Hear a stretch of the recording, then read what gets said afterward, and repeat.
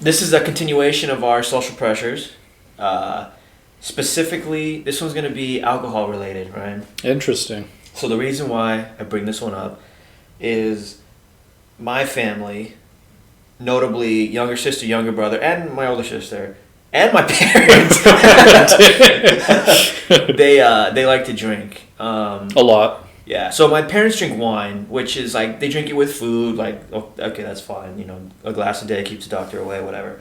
But my younger brother, my younger sister drink like pirates, dog. And my older sister drinks, but she's a social drinker, so she'll do it if she's out with friends and that sort of thing. But recently, they've been doing a lot of, I don't even know how to explain, like family outings, but the family outings are at bars. And it's a really weird thing for me, who isn't a drinker, to see that. Is that weird? This is more of like I'm bouncing these ideas off you, and if our two listeners hear this, maybe they've encountered it's just a weird thing when like that's your meeting place for your family. It's like a bar, yeah, or like there always has to be alcohol, and you know this, Ryan, from all of our parties, everything we do, and I know that my parents like want us to have fun. But it's like at some point, are they just enabling the cycle? And so I was just curious to get your thought, like, because you see it. Yeah. And so it's just like I don't want to be like Debbie Downer and you shouldn't drink, but it's like, man, they drink a lot, and it's it's not my cup of tea, and so I haven't been socializing with the family as much. Namely tonight they're at a bar right now. Yeah. For my younger sister and my younger brother.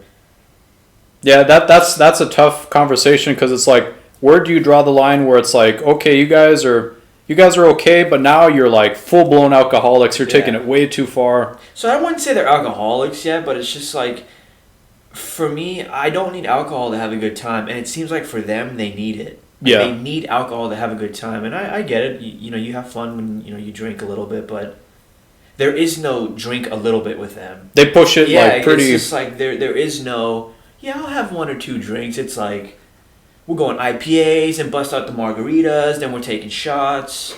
Then we're gonna yell at each other a little bit, and then we're gonna hug, and then we're gonna order DoorDash. It's just a really weird thing that I'm going through, and so I was. Yeah, I'm sure I'm not the only one. Yeah. Maybe some of you guys out there, you have family functions that are all revolving around some sort of just alcohol, and you're not a drinker. Like I'm not, and I tried to explain this to my dad. Working in the medical field, emergency medicine. We see a lot of car accidents, and we see a lot of the results of it. And I know, like I try to not bring that into the equation because I know I see it mostly, and they, when have you ever seen a drunk driver kill somebody? Never. But I see it. And so it's like I don't want to be around those environments. But it's hard because your family's there and you want to see your family.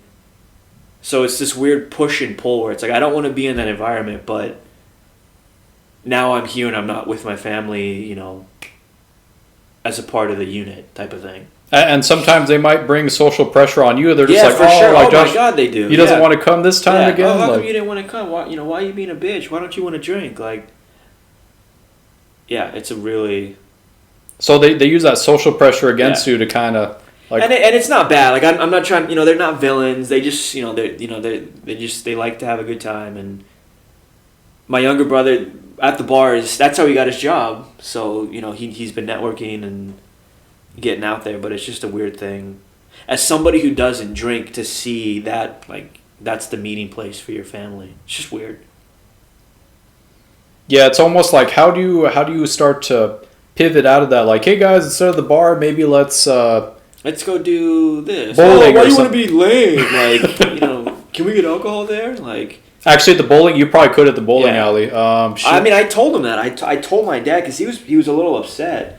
And I was like, if you guys want to do a family outing that's not at a bar, let me know and I'll be there. Oh, dang. And it was like, we don't need alcohol to be, together. And if we do, if you need alcohol to be together, something's wrong. There's a problem. Yeah. And am I the only one that's seen that? Like, there's 6 of us. Like, it's just weird. Maybe, yeah, that's a tough one because it's. I mean, have you ever been around when they've gotten? I don't think we've ever gotten like crazy when you've been. Only at the wedding. Yeah, the wedding. Oh my god, that was insane, dude. That was pretty crazy. Dude, I took 2 cases of 24 beers to my exes. That was extra, and they still had Stellas and wine, and oh my god, it was bad. I remember that. That was insane. So when do you think it's like when do you draw the line? Like, alcohol is fine in moderation, but like, what would you do if your brother and sister were older, and they started going to bars? Would you? Like, I entertained it at first. We used to go to the bars. We used to do all of that. I threw up in my cousin's car, passed out in a bush. Like, it's just not. It's not for me. So it's just weird. It's just a weird thing to be in. That's the tough thing is they're like highly functioning too, like crazy. Yeah, they're functioning like almost addicts. So it's like if they got like super like we blacked out. Okay, now it's intervention time because you guys are like blacking out. Mm-hmm. But it's almost like they get away with it because like, hey, like I'm good. Like, but it's crazy how they get away with it. I mean, you and I have talked about that a bunch. The amount of times they drive home drunk. Not my parents, brother, sister. A couple times a week, easily, maybe more. And they've never gotten caught or in trouble. And it's almost like, do you wish they did? So that maybe they would, like, stop, or, like, you confront them? Like, what do you... I don't know. And they're not the ones to take advice like that. Oh, no, so that's the thing. It's like, that's why I have it, because, that would have been my first option. But, like, do I beat them up? Honestly, the sad part about it is it's almost like I feel they have to learn the hard way, which is obviously no one wants to learn the hard way because that leads to a lot of problems. But I feel like them, the only way they will learn is, hopefully not, but something crazy happening where they learn their lesson, and then they're just like, oh my gosh, I shouldn't have done this. But it sucks that it has to get to that point for them to take any sort of advice, Right. So it's not that bad. It's just recently it feels like they've been, just the family has been doing more, and I think just because we're younger, so our parents are like, hey, let's go to a cool place that they will like, and so they choose the bar. So it's probably not as bad as I'm making it out to be, but it's just a little weird, man. And I feel pressured into going into those situations that I don't want to be in. So it's like, do I just suck it up? Do I just go? Like, Josh, you're making a big deal about it. We're all about positivity. Just go, have a good time. You don't need to drink. Like, is that the answer? Or is it like, no, stand up for yourself. Don't go if you don't want to. Maybe don't let them make you feel guilty. Maybe come down a few times, but don't feel the pressure to drink like a ton. Mm-hmm. Maybe have a little thing here and there, but. But, like, this, I know this. If anybody's, drank, please, if you're not old enough, please don't drink. Yeah. Under 21, do not drink. But if you're sober around drunk people, it's not fun, man. No, like, that's just not so. Why would I? It's just like, yeah, okay, I can go and have water.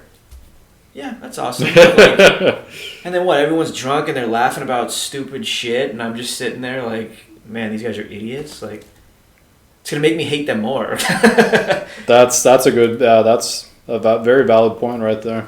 Or then you end up getting stuck into being like DD or babysitting somebody. It's weird. So I just wanted to bounce it. I mean, I know like it's really just me in the situation, so it's hard for you to kind of comment. But that's just kind of where. I think maybe start to really bring up. I'm sure you have already, like, hey guys, maybe let's go here instead of the bar. Yeah, for sure I have. A concert or a museum or something outdoors, maybe some hiking trails, more physical. Like, let's go to church. No, no, but I don't think they would be down for it. We'd all burn up, dog, the second we got in there. I don't know. Yeah, like there's definitely alternatives. The thing that sucks, almost every place offers some sort of alcohol. Yeah. Like even if I was almost gonna say, let's go to a baseball game, and it was oh yeah, my right. god, movie theater alcohol, baseball Yeah. game, bowling alley, even let's go down to the beach. All the beach are lined Yeah, with oh all my kinds God, of that bars. would be, yeah. So it's like alcohol is like everywhere out here, which makes it super. You know what? Mini golf. I feel like mini golf. Maybe like You can get shots now. No, I'm just kidding. Oh, yeah, we could probably do that, but we're not 5 anymore. yeah, that's true. Or like go-karting, K1, you can't drink when you do those. Maybe you can. There we go. K1. That could be an option right there. Or like an escape room, can you have alcohol in those? I don't think so. Okay. No. Yeah, escape room K1. If you guys can think of any cool activities where alcohol is not involved, we feel free to comment in the comments below. We'll definitely take a look at that and add that to the stockpile there. Or just if you've been in a situation where and it's not even like alcohol specific, where you've just felt maybe by your family or friends like, hey, maybe you don't want to go out to the club or to the bar or whatever your friends are doing, and they guilt you maybe into that, and you feel bad for not going. Because like I'm not a bar type of person. That's just not me. But all of them, that's them. So you almost kind of feel like an outcast a little bit. Which there's nothing wrong with being a little more introverted, but it's weird when your whole family's extroverted and you're like the one introvert. Yeah, it's really weird. That's a tricky slope right there to kind of get past. But I think it's also up to them too to kind of be like, okay, Josh isn't into this. Let's kind of he's sat out the bar a few times. Let's do something where we don't got to drink so much to kind of incorporate him into our events too. Yeah, but they don't give a shit. They're not. No, there's no sympathy. Yeah, I don't know.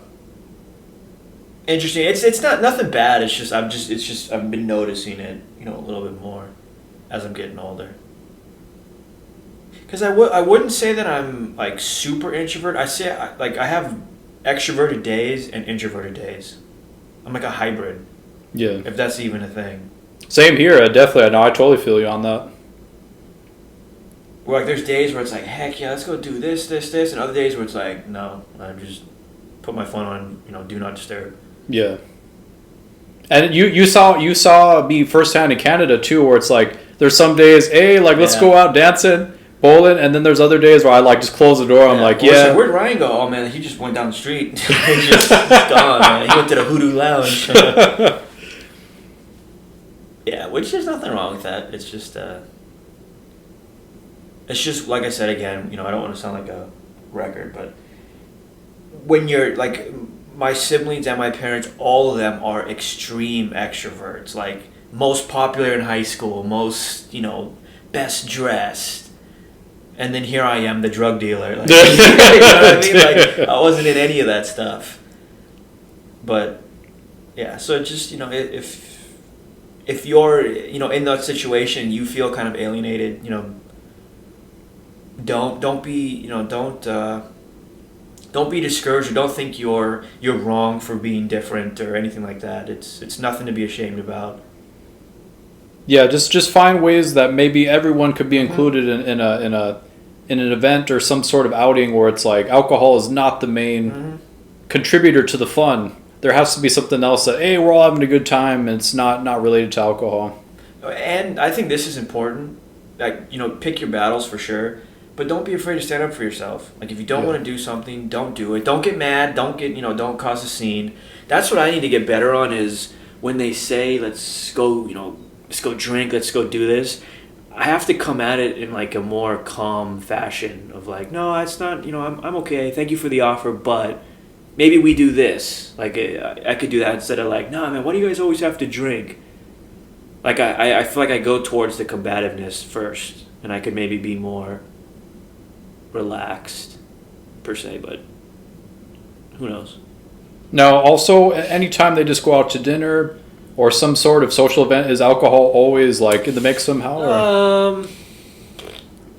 So I would say, like, if we go out to like a nice restaurant, my parents are probably gonna have a glass of wine. You know, they're not gonna get, you know, they're like moderate wine drinkers. You know, and with the occasional go hard. Oh yeah. It's really just younger brother and younger sister. Those are the two. They take it a little Anywhere they like. Younger sister will be on the cruise. She'll drink. She'll drive home drunk. Sunday dinner. She'll come home for Sunday dinner. She'll make margaritas. She'll drink a couple beers. Damn. So it's like the party continues into the night. And then she'll get up the next morning and go to work. Like nothing ever. Yeah, it's like a functioning. It's really crazy. Her tolerance is built up so much. Yeah, but what do you think? What do you think her like kidneys are like, or her liver's like? Like, yeah, she's young. She's older than 21, so she's legally able to. But the damage you're putting in there is, at some point,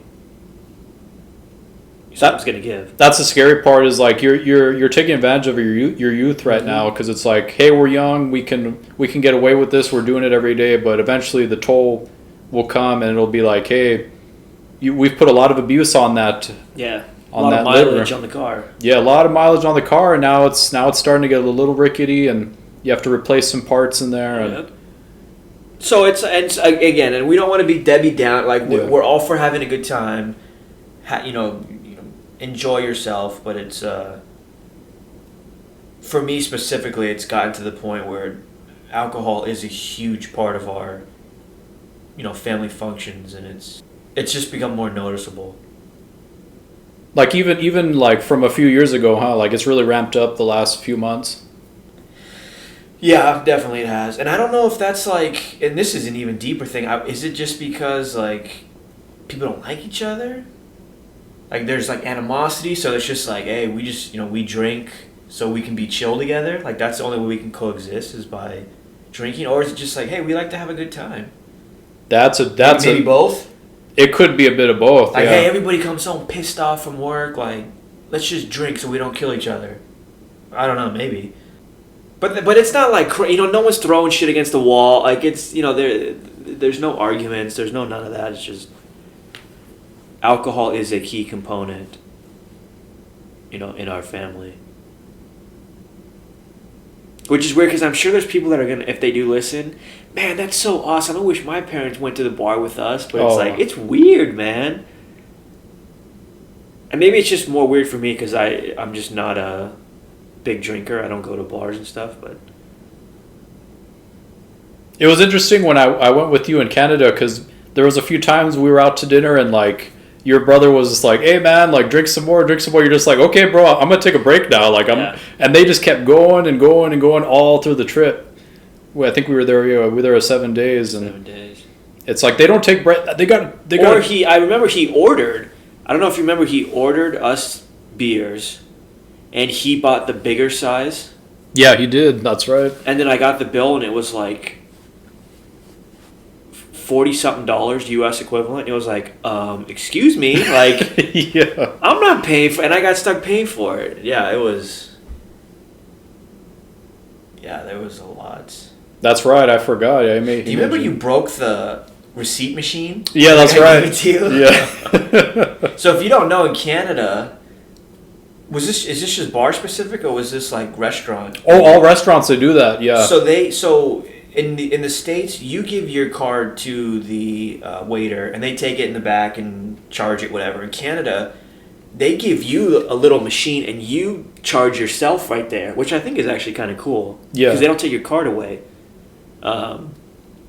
So they did that for Ryan. Ryan bought, I think, a drink or something, and then it prints out your receipt. And when Ryan was trying to rip the receipt, he pulled out the whole receipt. Yeah, it came apart. Yeah. First night in Canada. Do you remember where that was by any chance? Shout them out, man. Shoot, I want to say it was like Moose something. Yeah, Moose Lounge or something. They No, that's fucked up. No, that's like Cedarwood Lounge or something like that. They made their own alcohol. Yeah. Remember? Their own like. I want to say vodka or gin or something. You should have bought it, man. What was the name of that? Hold on. You know, I think we bought some for your birthday. When they made the cake, I think they bought some that night. No, it was in house. So we're talking about Banff, Canada, Alberta, Canada. Okay. So I'm on the street right now, Ryan. Here we go.